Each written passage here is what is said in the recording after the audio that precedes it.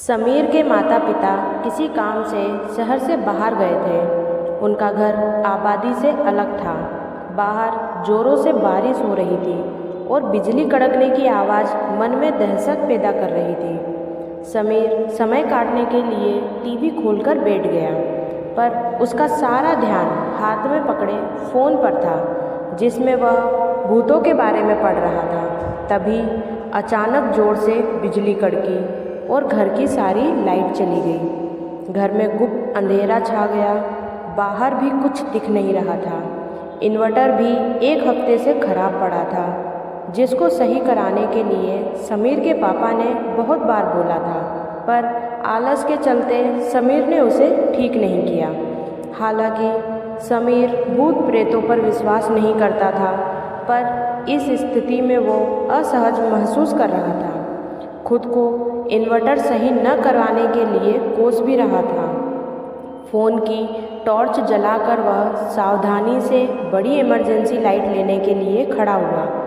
तभी अचानक दरवाजे पे आवाज़ आई, खट खट खट। किसी ने 3 बार ज़ोर से खटखटाया। हर खटखट के बीच में 1 सेकंड का अंतर था। समीर चौकन्ना हो गया। इस प्रकार के डरावने तरीके से उसकी जान पहचान में कोई नहीं खटखटाता। एक हाथ में उसने डंडा उठाया और धीरे से दरवाजे की तरफ बढ़ना शुरू किया।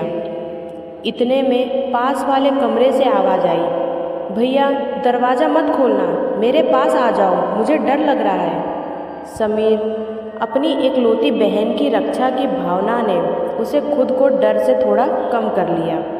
उसने उसको कमरे की तरफ पहला कदम बढ़ाया ही था कि ऊपर से कमरे से एक और आवाज़ आई, भैया उस कमरे में मत जाना, वो आवाज़ मैंने आपको नहीं लगाई, मैं ऊपर हूँ। अब समीर डर चुका था। उसको समझ नहीं आ रहा था कि वह क्या करे।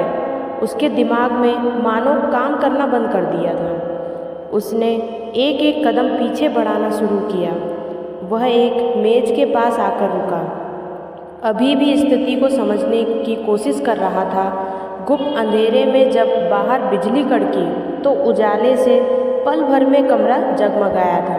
समीर के फ़ोन पर एक मैसेज आया। उस मैसेज को पढ़कर समीर के शरीर में एक दहशत भरी सिरहन दौड़ गई। उसका चेहरा रंग से उड़ गया और मुंह का पानी पूरी तरह से सूख गया। उस मैसेज में लिखा था, भैया मैं, मम्मी और पापा बारिश की वजह से आने में थोड़ा लेट हो जाएंगे। उसे तुरंत याद आया कि उसकी बहन उसके माता पिता के साथ ही बाहर गई है।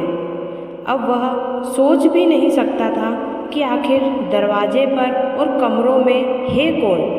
वह पूरी तरह से डर चुका था और डर की वजह से वो तुरंत बेहोश हो गया। दोस्तों, आपको हमारी स्टोरी कैसी लगी कमेंट्स करके ज़रूर बताइए। और हाँ, ऐसे ही मज़ेदार स्टोरी सुनने के लिए हमारे चैनल को सब्सक्राइब कीजिए, लाइक कीजिए और ज़्यादा से ज़्यादा शेयर कीजिए। धन्यवाद।